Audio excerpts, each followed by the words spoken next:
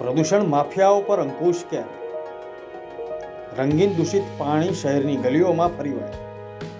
રહેણાંક વિસ્તારમાં ડાઇંગ ઉદ્યોગના પાણી ઘૂસે. પ્રદૂષણ નિયંત્રણ બોર્ડની કામગીરી પર અનેક સવાલ. સાડી ઉદ્યોગકારોએ સમગ્ર પંથકને બાનમાં લીધો. જેતપુરના સાડી ઉદ્યોગકારોએ પ્રદૂષણ બાબતે સમગ્ર પંથકને બાનમાં લીધો છે. વરસાદ આવે ત્યારે સાડીના કારખાનેદારો કેમિકલયુક્ત પાણી વોકળા નદીમાં ઠાલવી દેતા ખેતીવાડી તેમજ જનતાને ખૂબ જ મુશ્કેલી પડે છે. તાજેતરમાં પાંચપીપળા રોડ, પેડલા વગેરે ગામોના વોકળાઓમાં કેમિકલયુક્ત પાણી ઠાલવી દેતા ખેડૂતો ઉકળી ઉઠ્યા છે અને પગલાં લેવાની માંગણી કરી રહ્યા છે.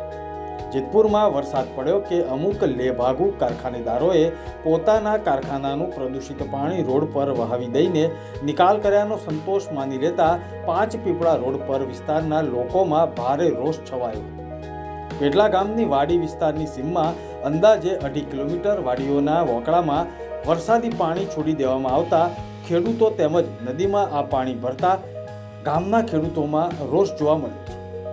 જેતપુરમાં સાડી પ્રિન્ટિંગ ઉદ્યોગ સાથે સંકળાયેલ કેટલાક પ્રદૂષણ માફિયાઓ જેવો વરસાદ શરૂ થાય કે તુરંત જ વરસાદના વહેતા પાણીની આડમાં પોતાના સાડીના કારખાનાનું કેમિકલયુક્ત પ્રદૂષિત પાણી જાહેર માર્ગો પર વહેતું કરી દેવાના કિસ્સાઓ શહેરીજનો અને ગ્રામ્ય પંથકના લોકો માટે અને જીપીસીબી માટે સામાન્ય થતા જાય છે.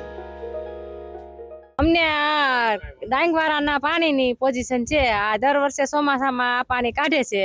અમારે ડેલી સુધી ભર્યું હોય, અમારે બહાર નીકળવું કે નહીં. આ પાણીથી અમને ગંદુ પાણીથી ઘણી નુકસાન અમને થાય છે. આજા માદા થાય છે, પગના તળિયા હળી જાય છે. તો આ પાણીનો ગમે એ નિકાસ કરે એના પાણીનો એમ અહીંયા છોડે નહીં હવે એમ. અમારી બસ ઈ જ માય કે એનું પાણીનો ગમે એ નિકાસ કરે, અહીંયા કાઢે નહીં એમ એની વ્યવસ્થા કરે. જો અહીંયા આજની તારીખમાં એક જ ટાંકો ભરાણો છે, બાકી આ પાણી આમનામ છોડી મેકે છે. અને આ વૈંડામાં કોઈ લઈ અને એના માણસો બાખા પાડતા હતા. અમે સવારે સાંભળી ગયા એટલે અમે એને ના પાડી કે અમારા ઘરમાં પાણી આવે છે, આ તમે રહેવા દો. તો કે અમારા શેઠિયા અમને કીધું અમે તો મજૂર છે કે મેં ઊભા થઈ જાવ, હવે બાખા પાડતા નહીં. મોરવી દિવાલે બાખા કોઈ હું લઈને પાડી ગયા છે.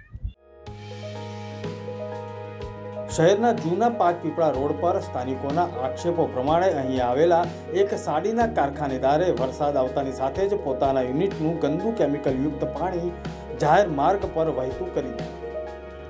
જનતાનગરમાં પાણી ફેલાયું હતું અને પાણી ઘરો સુધી પણ પહોંચ્યું. જ્યારે ડાઇંગ એન્ડ પ્રિન્ટિંગ એસોસિએશનના નિયમ પ્રમાણે આ પાણી ટેન્કરો મારફતે એસોસિએશન સંચાલિત પોલ્યુટેડ વોટર ટ્રીટમેન્ટ પ્લાન્ટ પર પોતાના ખર્ચે અને જવાબદારીએ પહોંચાડવાનું હોય છે. પરંતુ વરસાદની સાથે વહેડાવી દેતા લોકો પરેશાન થયા છે અને આક્ષેપો પણ કરી રહ્યા છે. આ પાણીથી લોકોના સ્વાસ્થ્ય અને ચામડીના રોગો થવાના સંભાવનાઓ પણ રહેલી છે. સ્થાનિકોએ જીપીસીબી તંત્ર પર આક્ષેપો કર્યા અને અધિકારીઓ પણ આમાં સંડોવાયેલા હોવાનું જણાવ્યું છે.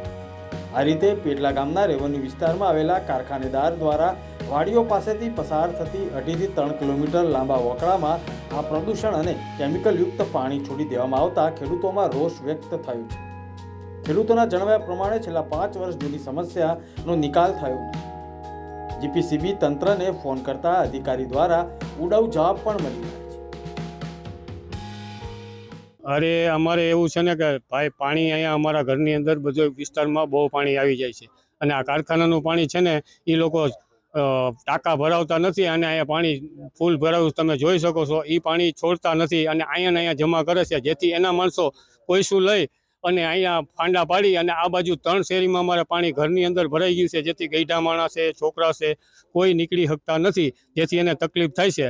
તે આ લોકોને પાણીની વ્યવસ્થા કરવી કે કઈ રીતના એને પાણી બંધ કરવું એ લોકોનો પ્રશ્ન છે.